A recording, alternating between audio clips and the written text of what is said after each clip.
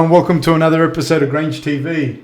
We have that's probably the best count we've had, would you say, Rob? Yeah, but I can't tell is if he pressed record when he said one, which means the first bit of what you said was cut off. No. So you pressed... We'll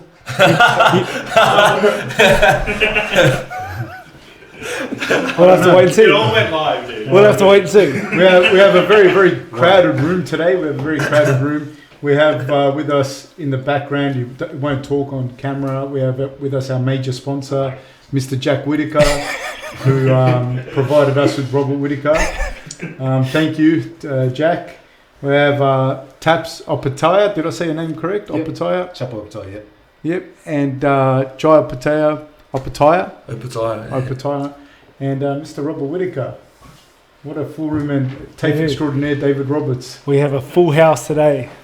No, it should be. So we're doing this podcast off the back of some of the sparring the boys did. So Jai and Rob just sparred now. How was it? How'd it go? It's good, man. It's sparred Whittaker a couple of times now, and I feel like he's really grown and movement's heaps better. You know.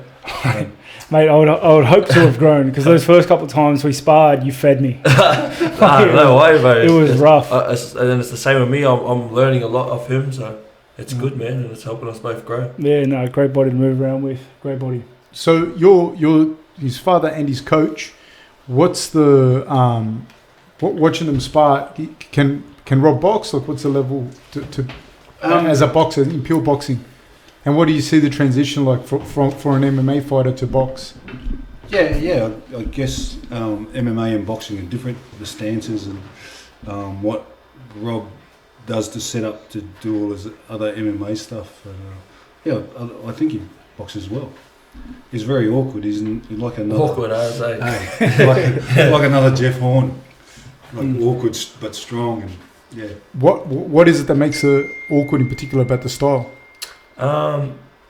It's just something for me. I'm a counterpuncher, you know. I like to sort of work off what they do, make move on their mistakes. But his sort of movements, it's unorthodox. So you know, it's hard to read. You know where his feet are and the way he throws punches. But that's how people are going to fight me as well. You know, because I am a good boxer and a good counterpuncher. People have to be awkward and ugly to fight me. And so yeah, well, Rob's certainly ugly. Yeah. not so much ugly, but just that unorthodox. You know what I mean? You go out of your way to find ugly. So 100%. No, I had to. That's what I really enjoyed the sparring today because, like, in that sense, with you, I had to really think about. Like, I had to try and mix it up. I had to disguise when I was going to move in. I had to make it try and catch you on the off foot. And it was hard, super hard. There were a couple of times you just went straight down the pipe and crowned me, But no, it was good fun. It was like a chess match. It really was. Yeah, that's the point of it, man. It's good. Your dad and your granddad were boxers? Yeah. Do you remember your dad fighting? No, I don't actually, because he's got that bad leg. He stopped when I was like he's young, so I don't remember. How old would you have been? I remember him in the gym, like doing a bit of sparring. Lucky you cut that out when I got older, but no, I'm joking. I remember him training a lot of people, but because as I grew up, he was always training other fighters and to holding pads for heaps of people. But what year? When were you born? 95. Yeah, 95. And your last fight was in 2000. 2000. And you don't remember that? No. Oh, he's 5. That's what I get a lot with you as well. Like, you blow me away how he remembers everything through kindergarten, before kindergarten, like remembers everything. I thought everyone did. Like, I can barely remember last year. Yeah, like, I don't know. Yeah, it blows me away like you can do that because I don't remember anything almost of my childhood. Right. So, but you remember your early memories? You punched in the head a lot. Do you remember your dad fighting? No. I missed a lot of it too because I was about the same age. Did your dad train people? Did your dad train you? Yeah, absolutely. He had a gym in New Zealand, in Opetaia.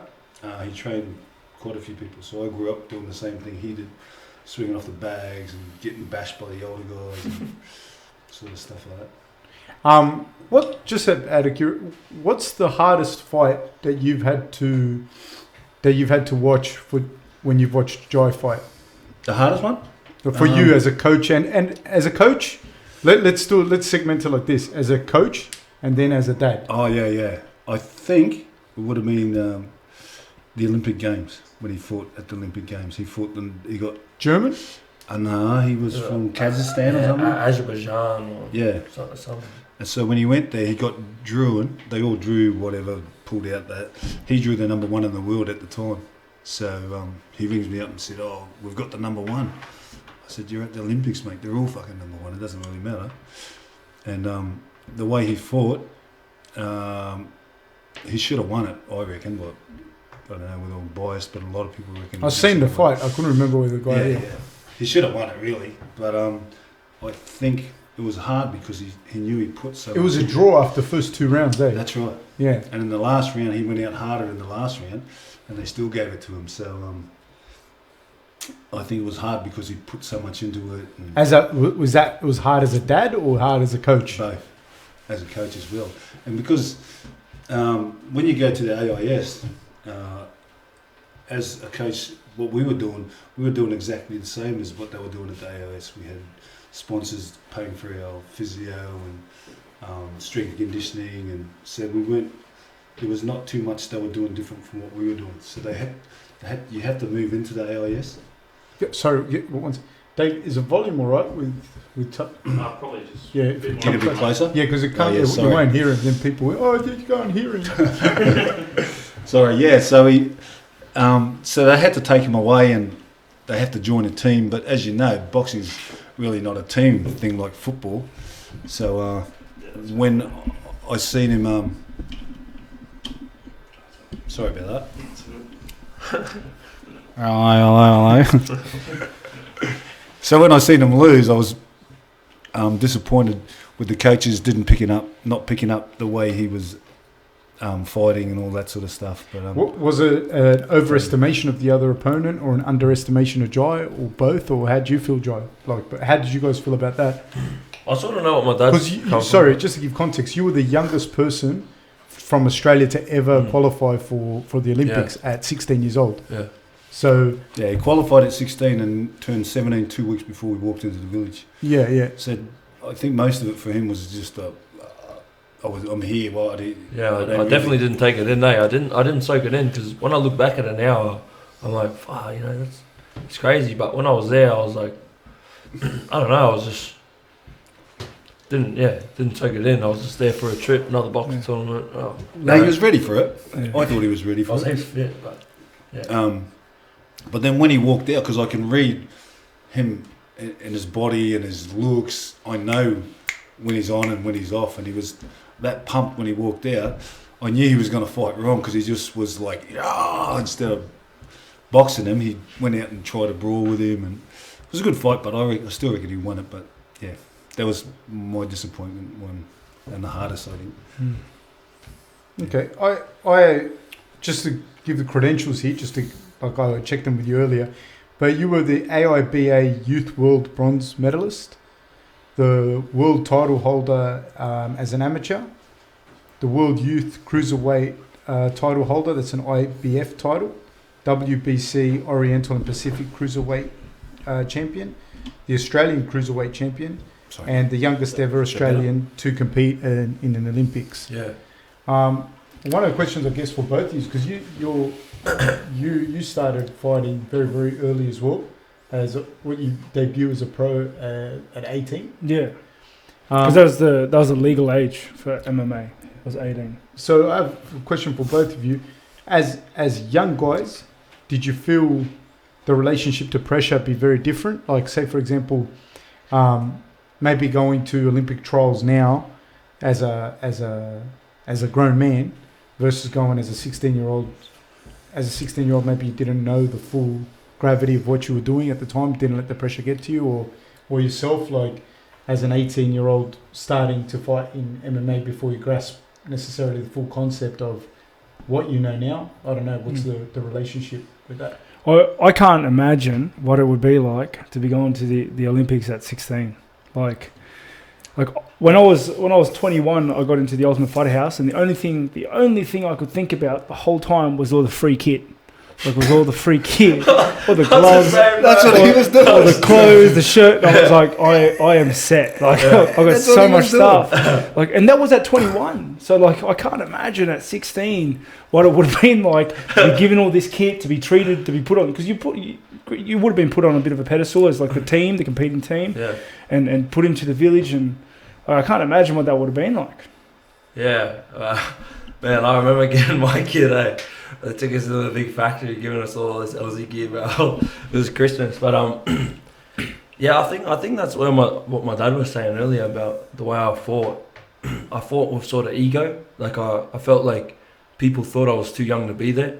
So I went out there to try and prove myself instead of box smart, which I'm a smart boxer, you know what I mean? So I think it sort of backfired on that, but in a sense where I did make that, it's helped me grow so much, and doing it at such a young age, it's helped me experience things at a young age as well, you know what I mean? So now I'm 24 and I feel like I've done a lot of things that people haven't even done while they're 24. 100%. Do you feel like it kind of set the bar a bit?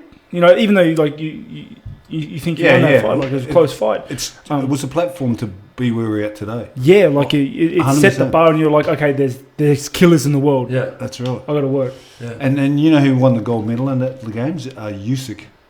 You know that Usyk, the cruiserweight Ukrainian. Yeah. So he won the gold medal.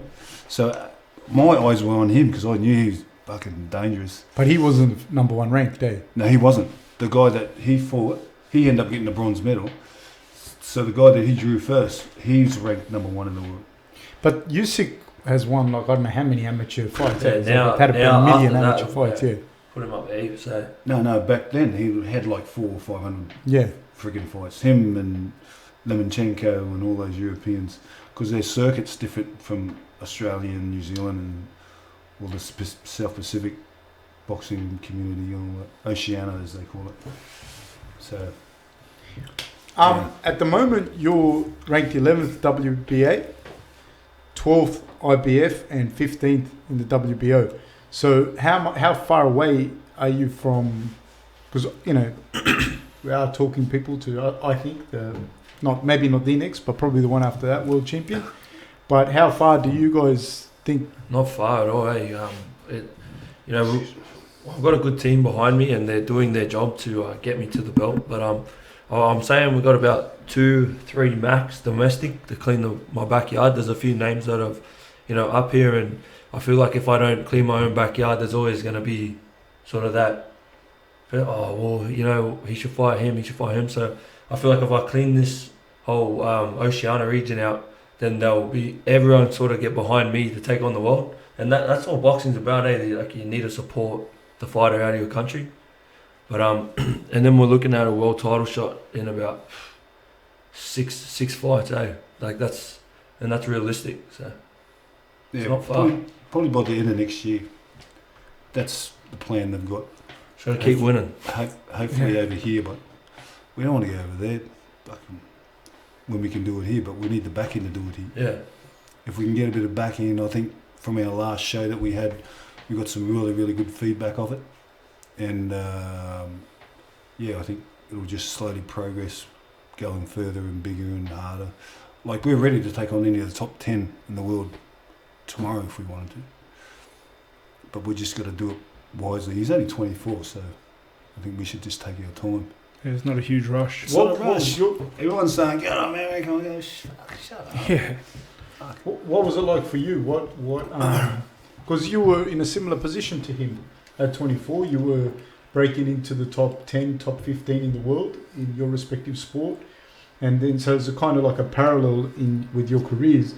I don't know if advice sounds like a condescending term, but I don't know what kind of good talk would you have for him? Because he's not that far apart in age, but in sport, that's a fair bit. I guess the biggest thing for me was that I just had to take it one fight at a time. Just focus everything you have. I focused everything I had on this one fight, on beating this one guy. Yeah. And then when I'll beat him, it was the next guy, I'm going to beat you now.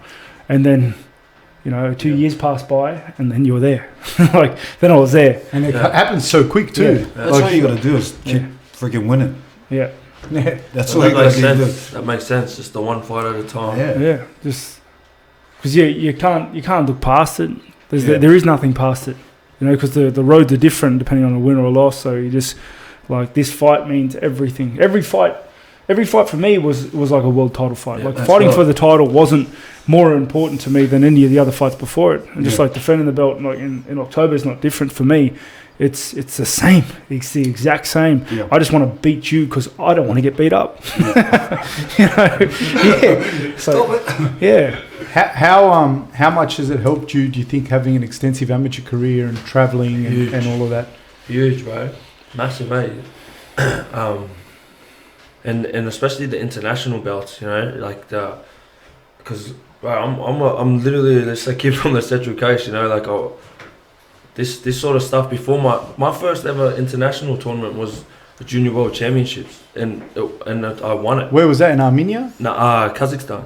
In Kazakhstan. And I won it, and I was thinking, bro, like what the, and I like, not to sound cocky, but I felt like I won it with ease, like but it gets your mindset to think, I'm capable of mixing it with these best people in the world. You know what I mean? And once someone realizes that an athlete is good enough to beat these people, the best in the world, then the sky's the limit, eh? Like it literally is. Like, Do you have a stigma coming from Australia? what is it? Like, do you have a thing where, like, say for example with Rob, I know there's a big, like, because Rob's the first champion to do it from this region, Yeah. other than Mark, but Mark was in K1, but he still put Australian MMA, New Zealand, Oshana MMA, Yeah. even martial arts on 100%. the map, you Yeah. know what I mean? So to me, he's like kind of like he had the belt, if you know what I mean. Yeah. But there's a stigma that, well, who do you have to train overseas? Who do you train with? Yeah, blah, yeah. blah, blah. Da, da, da. And do you find that stigma in boxing as well? It's definitely there, eh? But that's what I mean about this international experience. It sort of breaks down those sort of walls. The thoughts of your mind being like, oh, these American boxers, these American. You think because they're just American boxers, because people that don't know boxing, they go, oh, why haven't you fought in America? They think if you fight over America, all of a sudden you're a good boxer. Yeah, yeah. They're like, you know what I mean? Like they got these things in their mind, and you start to believe it. But then once you start fighting over there, you go spar over there, and you're mixing it with them, and you're like, what the hell, bro? Like, and then it just shows what you're capable of. And Because one of the things I see, like, just when when people go, are you training overseas, or how does Rob get sparring partners? And I think, dude, if you're not getting up in the morning to go to the gym here, what are you going to fucking do it over there? Yeah, you got to do it. That's why we travel everywhere. Yeah. People go, where you get sparring? I go, we go everywhere. We're not just on the coast. Do you get enough sparring here in Australia? Yeah, pretty much. There's a young kid called Justin Honey up in Queensland. Beast. Oh, yeah. Mark Wilson's his coach. Crazy. I was at the Youth Olympics with him. That's the thing that I was talking about before with Damien Hooper. Yeah. Fucking He's a good massive. Got an eye like a middleweight. Hits like a heavyweight. Feet. It's crazy good. Yeah. So he's the best sparring that we get here. And then we go Queensland, Melbourne, other guys out there that help out. When And Justice plus, turns pro, he'll go the whole way? I reckon so. yeah, I don't doubt it. He'll bash But Jason it all Parker. starts in the gym, and then he trains He'll hard bash too. Jason Parker. You reckon? Oh, easy. He's that good, eh? Like they that good. reckon. And he's only 20? Yeah, he's 20. Your dad Yes. fought Monday. My dad fought Monday back Did- in 67, I think, or 68. So you guys go way. And did his dad, like your great granddad? Yeah. My great granddad done it in Samoa, and then my dad done it, and my dad had 4 brothers that were doing it in New Zealand as well. So everyone's boxed in your family. Everyone's boxed in our family. How many pro fights did you have? 6, And amateur career? 40. So it's a lot of fights. But then, as we get older, we drift off and get lost. And Were you like a naughty kid? yes, Do you see? And I say like a naughty kid. And you can elaborate on a that. deviant. yeah, absolutely. Do you see? I wasn't the best the relationship then between like father and son and coach as well. Do you see or you obviously try to steer him away from that and whatnot? He's Like, been a naughty kid at school. were you? Oh, we got a good relationship, me and my dad. We're good mates and we're pretty honest with each other. You know what I mean? And he doesn't hide nothing from me. I don't hide nothing from him. So he keeps it pretty true. So Did is it hard to go home and he's not the coach no more? Does that that relationship with coach now, then dad, coach, etc.? Nah, not really. I don't know. It's just always work. So Because you guys have been coaching since since you started. Yeah. So From it's day like, one, yeah. so it's, that relationship has always been the same. It's Yeah. like coach, dad. Yeah. That's it. I heard that you get upset, you get cut, and that when he steals your friends. Nah. That's what he said to me. That's funny, man. Because say when we celebrating or going on the beers, fuck, my mate was like, "Oh, what's your dad?" I was like, "Fuck, get your dad." But it's good, bro. You know, we get along, so I don't know. But does he take your friends off you? Nah. He said he does. What do you do? If you have kids, would you want them to box? I don't know, man. We'll have to see when it happens. Fuck, you know, if I make enough connections throughout, well, I probably will. But it's a lonely shit sport sometimes, and we've gone through a lot. But see what happens. You, Rob? Yeah, no, they'll know how to fight. Yeah, Because you got it. Otherwise, you're just kind of waiting for a hiding. If you don't know how to fight, someone's going to give you a hiding one day. So they'll know how to fight. If they want to, they I'll choose support to, them. yeah. Like I'm not going to. Yeah. I'm my dog. But I'd rather steer them away from it. Like you said, there's a lot of sacrifice and pain and Yeah. hardship and It's lonely sports. and it really is lonely, especially It's when a you try to lonely sport. achieve more than what the average people can. When you try to move further, when you try to get into that group where there's 1% of people, even less than that, it's like there's less than 1% of people up there because they've lost everyone. It's No hard. one can, they've had to cut the bad fruits from the tree. They've had to leave friends that wanted to go out and party. That's right. And it's hard. And it's not only hard for you, it's hard for your family and for your support. It is a hard sport, the fight game, the fight world. And the thing is, people look at it and they go, I don't know, whoever they see, look at Floyd Mayweather and how much money he makes, and you think, dude, you fucking see the guys that do wrestling or something, they get no money, government support, very little, if at all. Boxing, I don't know. I'd imagine they wouldn't get that much more in the amateur circuits, government support. Nothing. No. And then even as you're fighting your way up as a pro, until you've gotten a name, you're probably not much either. No. Do you want to elaborate on that? So, I had my first fight at 8 years old. So I've been doing the exact same thing since I was 8 years old.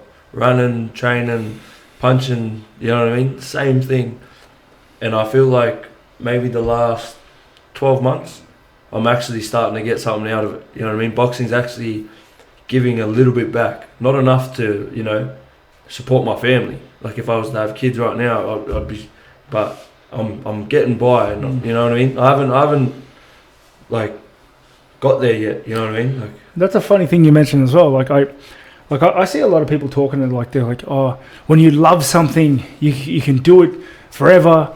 You enjoy it, and it's we love what we do. Yeah. We enjoy what we do. That doesn't mean it doesn't shoot us to get up in the morning and do the same thing every day. Yeah. There are still sessions we don't want to be at. Yeah. I can love something and still not want to do it. Yeah. It's hard. It's a lot of, because when they're trying to talk to me about it, it's oh, it must be great doing what you love. It's it is, but then do it for 10 years. Yeah. It's a hard But sport. even I think even if you're a parent, you love it, you things or whatever, but if the kid cries at 3 a.m. and you got to get up at 6 a.m. to go to work, you're going to go, fuck. I mean, you hate the kid, but Yeah, you're still not going to get up. 200%. Cover it with a pillow. You can't do that anymore. Anymore. But they changed the laws. You started boxing or kickboxing because you can't box in New South Wales. Yeah, you weren't allowed to compete in boxing till you were 14. So before I was 14, I was doing heaps of Muay Thai and kickboxing, fighting on heaps of US kickboxing shows and stuff like that. So. How many kickboxing fights you have? Man, maybe around 12. Yeah, 12. And so, would you still fight like in Queensland or other states? Yeah, well, we're going up to Queensland to fight there because the rules were different up there too. So, but kickboxing was pretty dodgy, eh? Like, the shows we used to fight, man. Kickboxing seems like a gentleman's sport. It's changed now, you know, but man, like, with boxing, we got blue books, you know, everyone knows their experience. There's novices.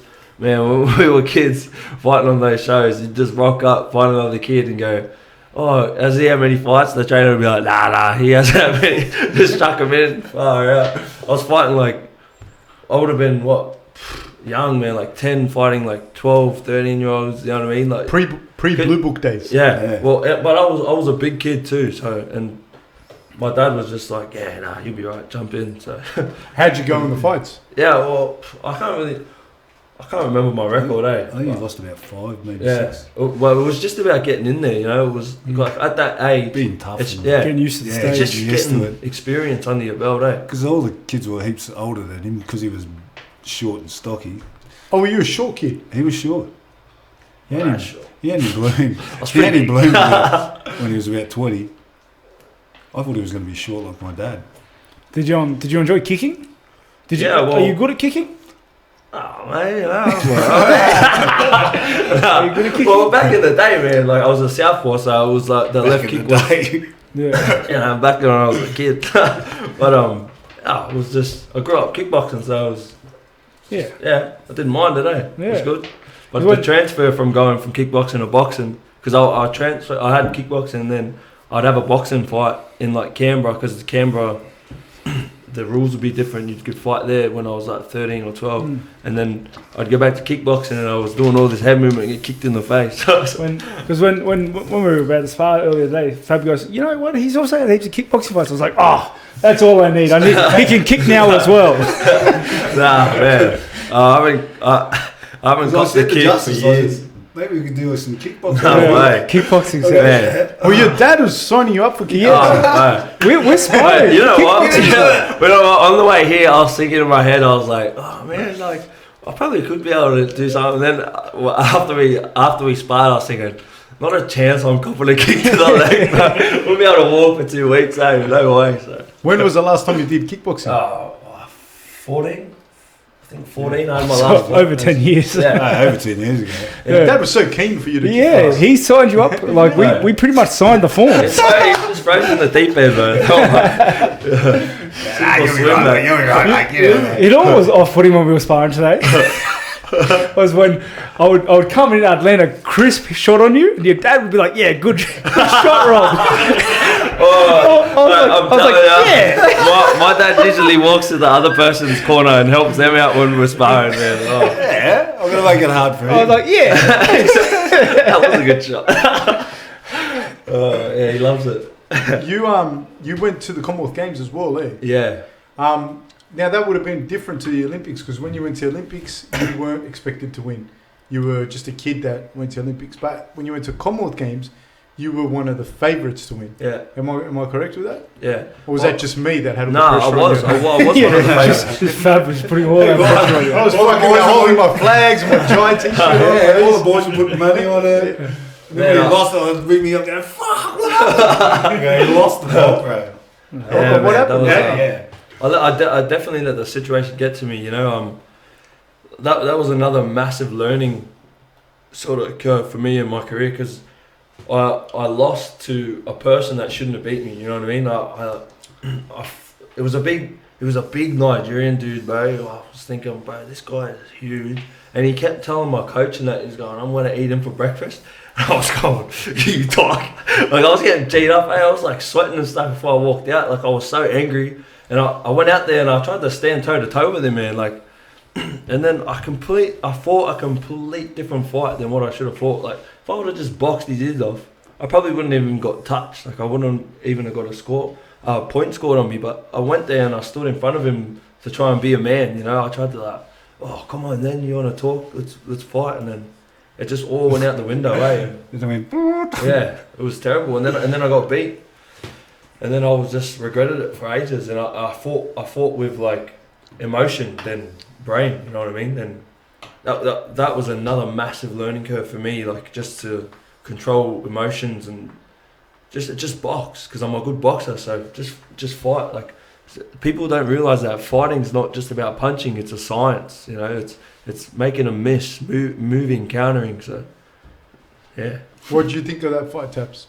oh shit. I was like, what the fuck is he doing? And I Were knew. you there? No, I wasn't there. But I knew when he'd come out. He was like fucking like that, and I was like, oh no, Not again. fucking again. Yeah. Exactly what I thought. I go, no, he's doing it again. And then as soon as he walked out, he walked straight out and just sat there like that. And I went, fuck.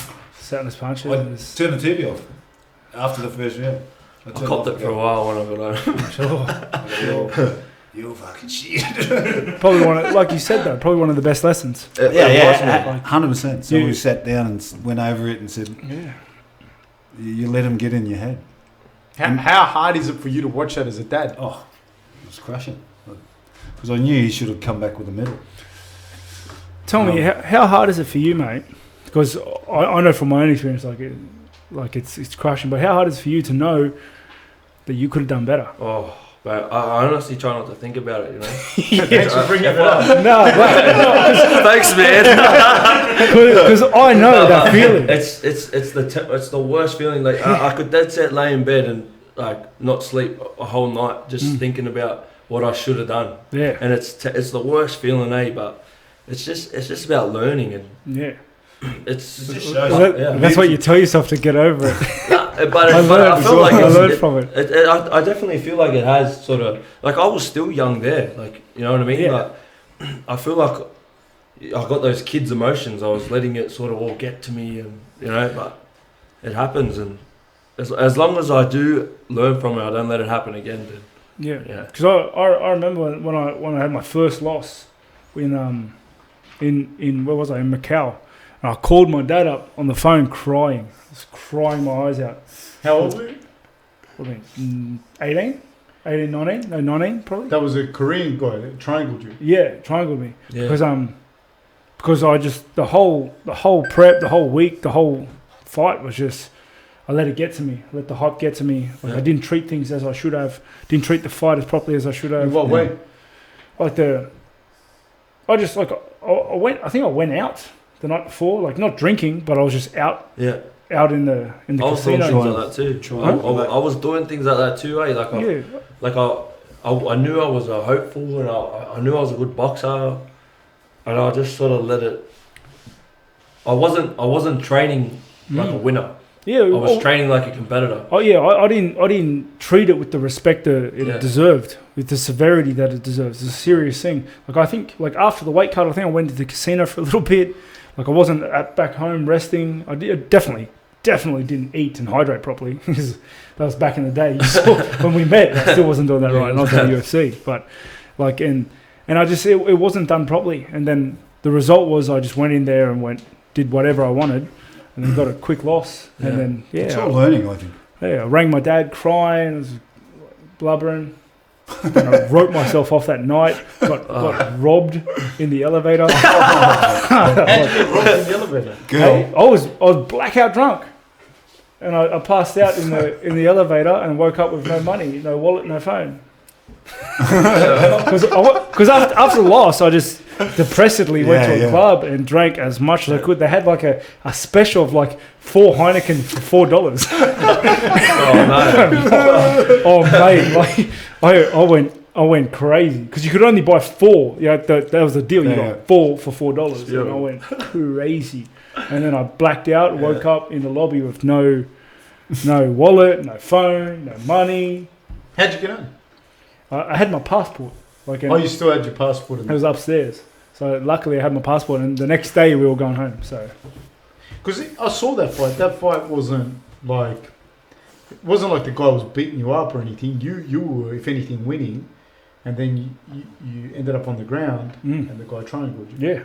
yeah, and if a lot of what ifs, but like if I had treated it differently, if my headspace was in a better position, if I was more switched on and focused on what I needed to do, I wouldn't have been put in that situation, you know. But yeah, that was one of the learning curves. Like you said, there's a lot though. Like that was the first learning curve. Yeah. There's a lot more that you go through, that I've gone through, you know, that you will go through. It just happens. It's life.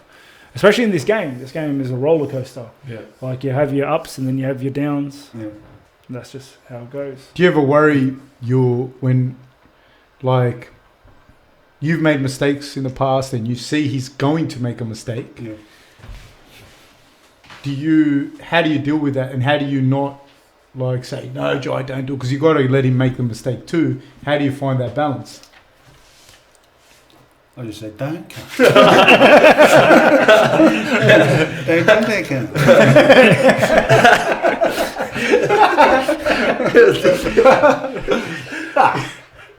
Yeah, I don't know. That's what I do. I go, but don't do that, come. Is it hard for you though? Like how can I say Yeah, because I know to he not go? Yeah, because I know he has to go through it. Like I even ring his mates and say, mate, fuck off, leave him alone. Don't go near him, he's fucking in training. And I go, oh, no. I go, mate, fuck off, leave him alone. And then he'll ring and go, did you ring him and tell him? I'll go, yeah, mate. They can all fuck off. What? This is what I was like, first 18, 19, eh? I used to tell him to go away, mate, go away. Have to. Yeah, otherwise, yeah, I don't know. Yeah, well, you're not. You And we usually go out and drink anyway between us, and then he runs away, spewing up everything. Do you find it hard to move away from temptations and whatnot? There's always those temptations, you know, but fuck, when you want something bad, bro, it becomes easier, you know what I mean? Like, it's a lot easier to say no now that I'm this far in my career. Like, it was, especially when I first turned 18 and 19, I didn't really live a normal kid's life, and I was always training, so I never went to like house parties and stuff like that. So I discovered alcohol like a later sort of age, and I went through little fucking running amok stage, but now I feel like it's heaps easier to say no, you know what I mean? I'm like, nah, I'm not coming, like, so when you want something bad, you will say no. Is it for, I suppose, the three of you, I can ask this question, is it a situation that being that you're boxers and MMA fighters and whatnot, that when you if you're drunk, or even if you're not drunk, even if you're sober but other people around you are drunk and you're out in those kind of settings, the consequences of you hitting someone or something like that, like because there are idiots out there. Heaps. What's that like? Being a young guy as well. Is that something you've come up with? Oh, man, I don't know, you know, you just see what happens. What do you reckon, bro? Mate, That sounds like you've killed someone. But it's hard. But like if there was kids listening today, you're gonna say, oh, you know, don't fight, walk away. Like, that's unrealistic. You know what I mean? That's just stupid. No, but that's why I'm asking. Today, we're men with honor. You know, I feel like it's a dying breed these days. You know, men with respect and honor. Like, you fight for a purpose if you have to. You know what I mean? But these days, fuck, just. But has that happened with you? With that sort of situation? Because people know that you're a boxer. A lot of people would know you're a boxer. Yeah. And that people... Because, you know, like, you'd think... Like, to me, because I'm a normal person, one, I don't start fights with anyone. And two, I wouldn't go, I'm going to go start a fight with him. That's the guy. That's him. But... you get those sort of people. But Central Coast is a lot different than Sydney. Ah, okay. So a lot of people know who he is and all that sort of stuff. And they don't start fights? Not really. I think there's a couple of times there's where just big mouths everywhere, punch-ups. bro. There's you know, there's always the smart asses. And alcohol doesn't help. Yeah. You just get Dutch courage anyway. on both sides, but yeah, in my personal like experience with growing up and fights and stuff like that, fortunately enough for me, I didn't get in many fights early on when I was like still kind of insecure with who I was and still trying to like call myself a fighter, if you would, like be that fighter guy. Like, I'm a fighter. You mess with me, I'll bash you. Like you know, you're growing in that. And fortunately enough for me, I didn't get into any fights during that period. Like, I remember going out looking for fights. like when you were younger? Yeah, like last week. 18. Yeah, I swear that's a normal sort of stage for every man to go through at 18 or 19. Like, you go out and you want to fight people. I don't know. Like, Maybe. That's another learning curve. No, but I was very fortunate because, like 18, like, and I'm going out looking for fights, you know, because I was very insecure. I didn't know who it was, or like, and just trying to be something, you know. Yeah. But fortunately, I didn't get into a lot of fights then. Like, I never had that guy that come up to me and be like, fuck you in my face, or like threw something at me, or I staunched something. Like, I never got into that range because, like, I was still fighting and stuff. So there was a lot of time. I wasn't drinking a lot anyway. Wasn't going out a lot. Didn't have a ton of money, so I wasn't going out a lot anyway. So, I was just very lucky I didn't get to a lot of fights during that period. And then the latter half was like, by the time I realised, like, oh no, I'm good with what I do and who I am.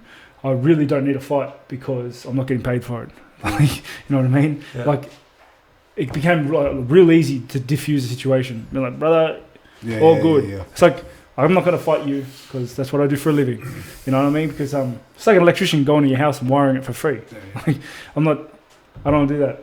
Yeah. I sometimes wonder with people. I was walking my dog at a dog beach the other day. I won't name the dog beach, but I was walking my dog at a dog beach, and this guy was just being a fuckwit. Like, not just to me, like to everyone in particular. And the only thing I was just in my head, I was thinking, because this guy looked like a streak of shit warmed up, like he was a fucking mess. Was he a junkie? No, he wasn't a junkie. He was just like a fucking mess of a human. Yeah. Like just a nature's miracle. You know what I mean? and I was fucking looking at him, and I was thinking, what makes you? How the fuck are you still alive? Because if I went around picking fights, I'd be dead. Yeah. Do you know what I mean? Like, and this guy's like, I don't know what happened to him. Maybe someone killed him. I don't know. But I don't know. It just shocks me sometimes when I hear that. Is that something that you've worried for him? That something like that might happen, or? Yeah, there's always that possibility, but I think he's a bit smarter than that. And like Rob said, once you realise you're a fighter, you don't sort of go out and bend your back and go to look for fights. So I've always pumped in his head, you've got to realise who you are and where you've come from and all that sort of stuff. So yeah, it's been good that way. He hasn't been in any assault charges or anything as yet. For you, there's still time. Give him time. Is there parallels with your life and his life at the same age? Oh, yeah, or very different? It's a different breed now these days. Now you've got the cameras and fucking social media and shit like that. Back in the day, the bouncers and that used to bash the shit out of you if my run amok. You know? Were you worked doors? Well, I did security most of my life, or most of my adult life. It's the only thing I knew how to do. But it's a different generation, I think. You moved from Sydney to Central Coast? That's correct. For any particular reason? I was working doors and that, and the missus said, that's enough, let's go somewhere else. We're going to get in trouble, we end up getting locked up or something. So I said, yeah, righto. And you've moved up to Central Coast? We moved up to Central Coast, opened up a cafe up here at the entrance. I had that for 5 years, and yeah, it was good. I think it's the best thing we've done for our kids, is to get away from Sydney. Sydney's a bit crazy now these days.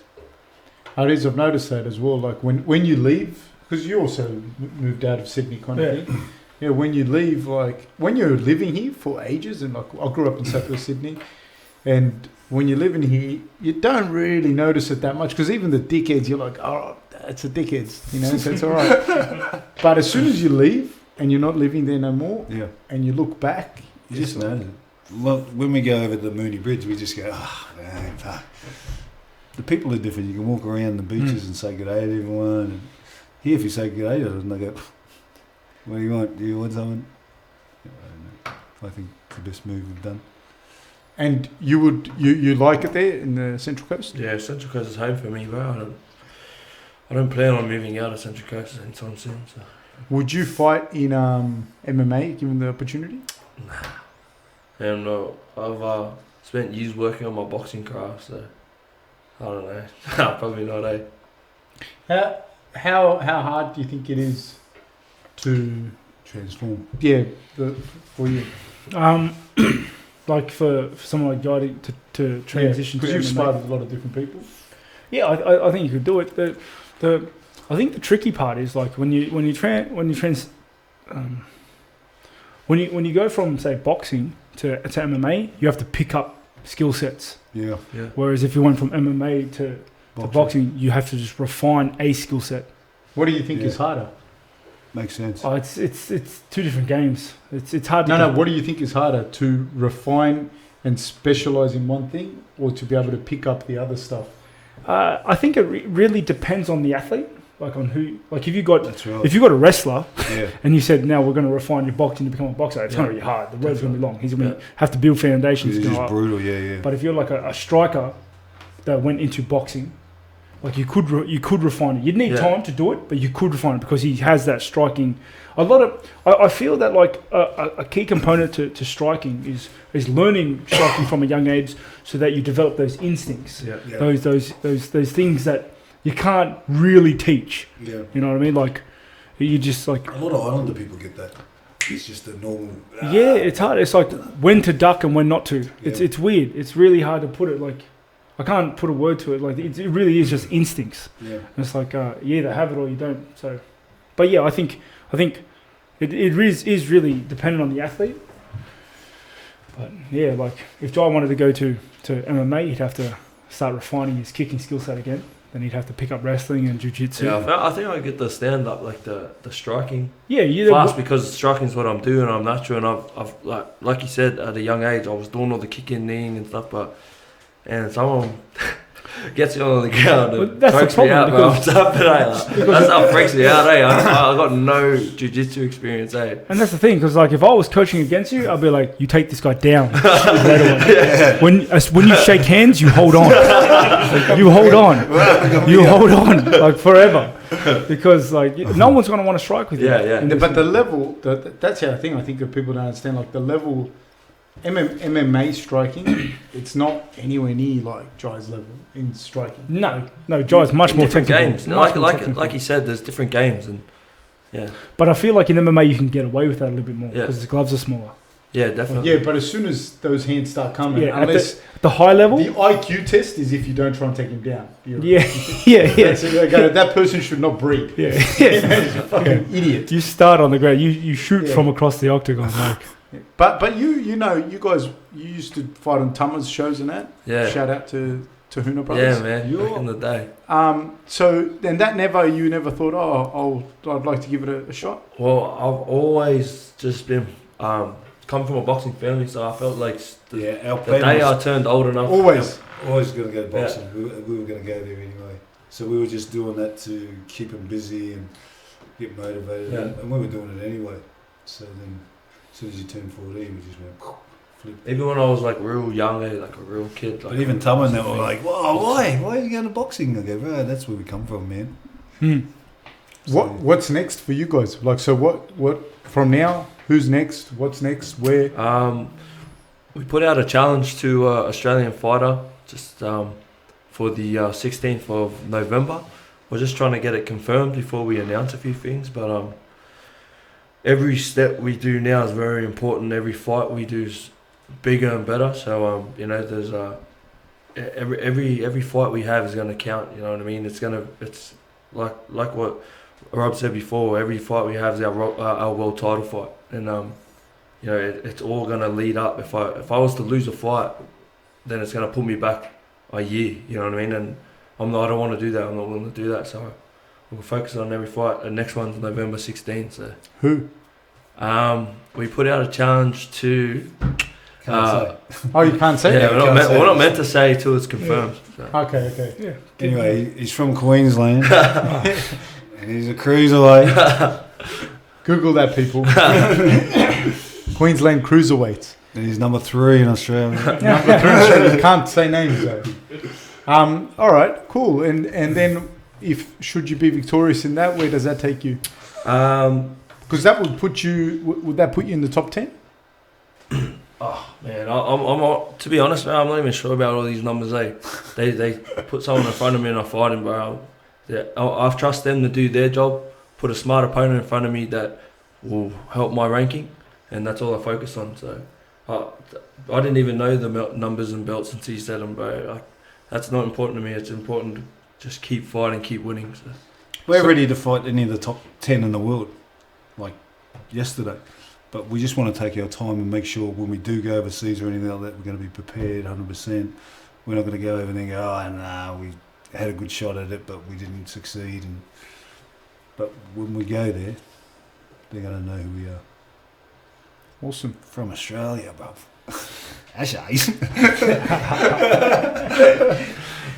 Well, I guess that's us for today. That's us. Guys, thank you so much for coming and for the sparring. Thank for you. everything. Thank you very much. Thanks for coming on in the spa. It was Thanks great a lot, fun. guys. Appreciate Thank you. it.